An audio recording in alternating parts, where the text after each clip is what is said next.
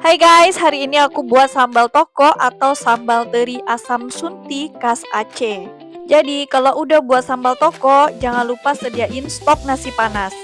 Bahannya 4 siung bawang merah, di sini setengah genggam asam sunti atau kurang lebih ada 12 asam sunti, secukupnya ikan teri dan 12 buah cabai rawit. Untuk mudahin ngulek, jadi di sini potong iris tipis bawang merah. Sediakan ulekan, ulek kasar bawang merah.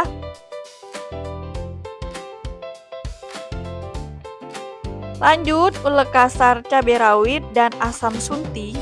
Untuk cara buat asam sunti, teman-teman bisa lihat video aku sebelumnya ya.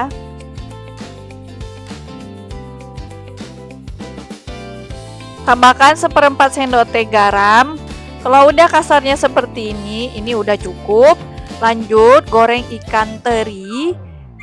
Ikan teri digoreng hingga matang. Untuk minyaknya sedikit aja, nanti minyaknya akan disiram di akhir.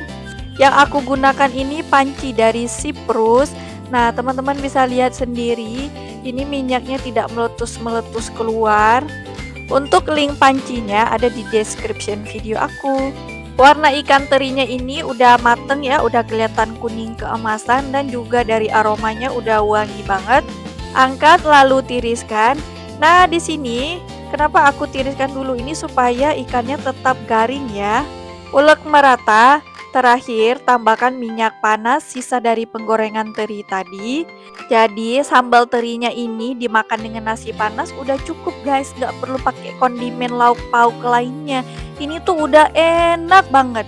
Ini versi bahan yang ekonomis. Tapi karena aku di sini butuh protein dari lauk lain, jadi di sini aku buat telur dadar. Untuk bahannya aku pakai 3 butir telur, seperempat sendok teh garam, seperempat sendok teh lada bubuk. Di sini aku tambahkan tomat sebelah, potong iris tipis tomat, lanjut didadar.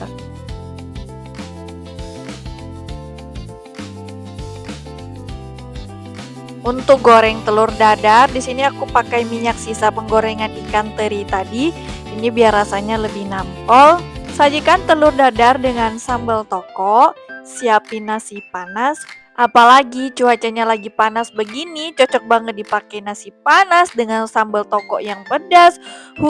Menggoda selera.